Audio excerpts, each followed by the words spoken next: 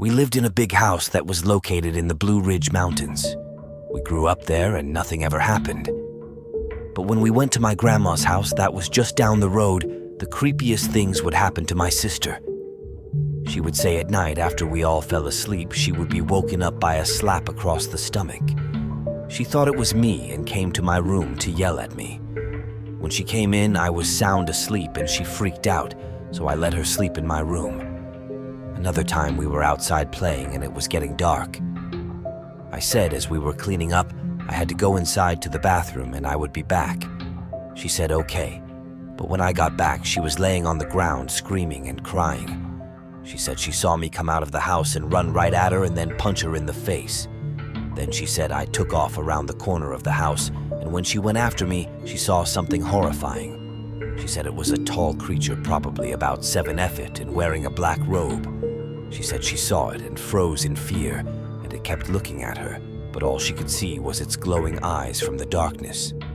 Then she said it let out a horrible scream, and she blinked and it was gone. Then she collapsed on the ground where I saw her.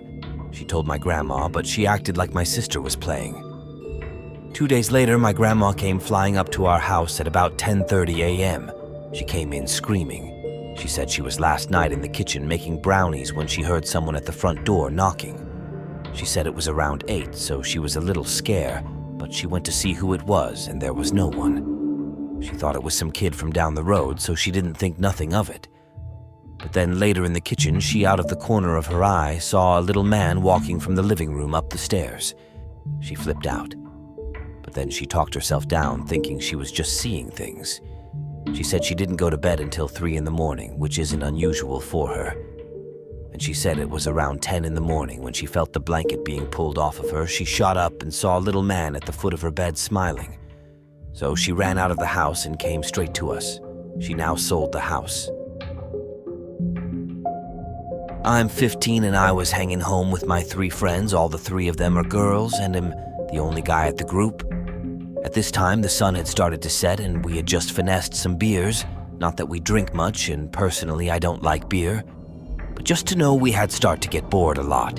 So I searched something to play similar to an Ouija board, and I came up to the card game. It's a ritual kind of thing that you set 3 pairs of 6 cards, a candle in a dark room with all the lights off. Now that I gave you a view of what was about to happen, let's get to the relay creepy shit that happened. I forgot to say that we were at the first floor of the house, and also we have a Labrador, and her name is Laura. So I place the cards, the candle, and I turn off all the lights, and we all sit, and I start the classic questions. Every card symbol is a word. Spade means no, heart means yes, diamond means maybe, and club means no.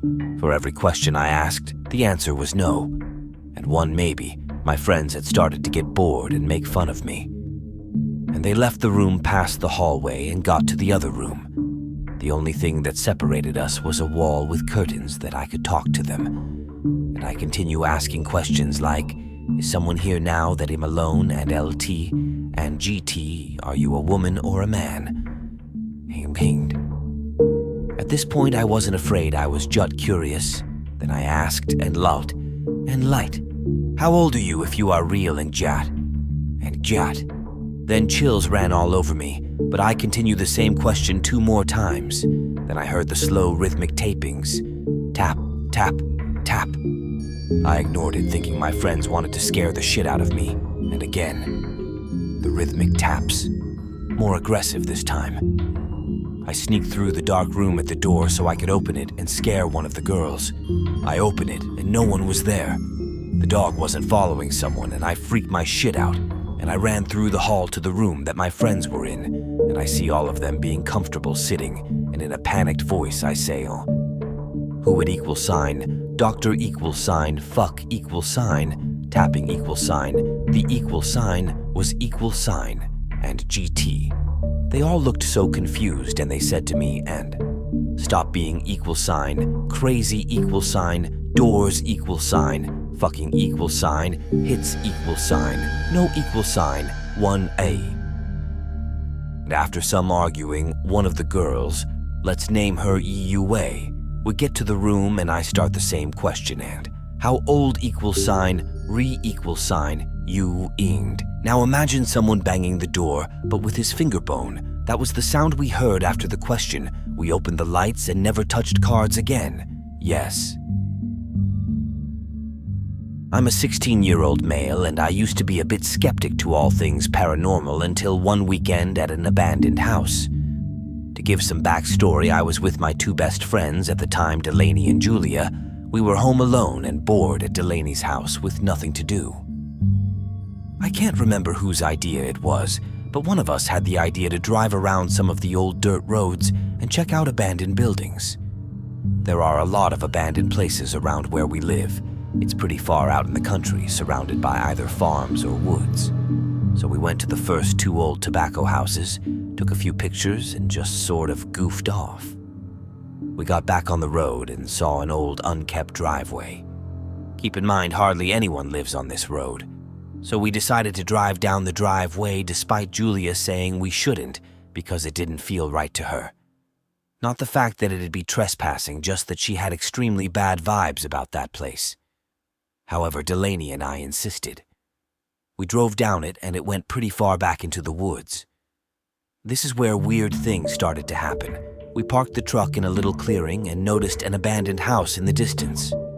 However, before we got out of the truck, the front sensor went off beeping like crazy. Then so did the back one. It was as if someone had walked around the truck.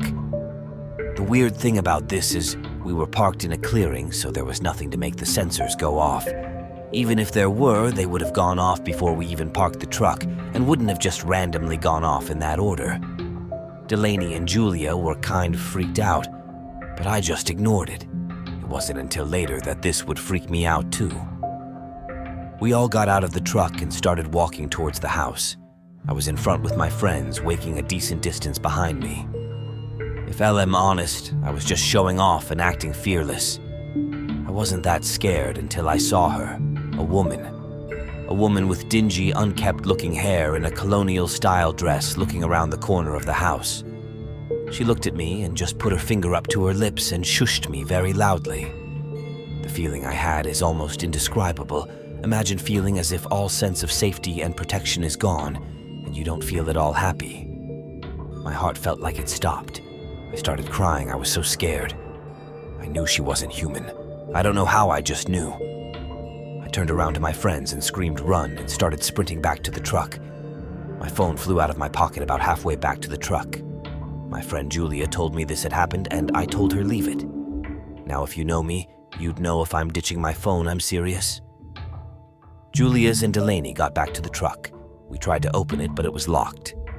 Delaney reached for her keys, but they were gone, and so was Julia's phone. It's as if whatever that thing was trying to keep us there.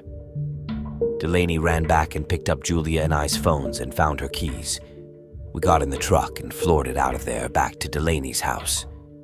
You might think it's just coincidental we dropped all of our things, but the thing is our phones and Delaney's keys were all deep in our pockets, and it didn't make sense for them to just fall out on their own like that. Later at the house, we were all talking about the entire situation, and I was explaining what I had seen.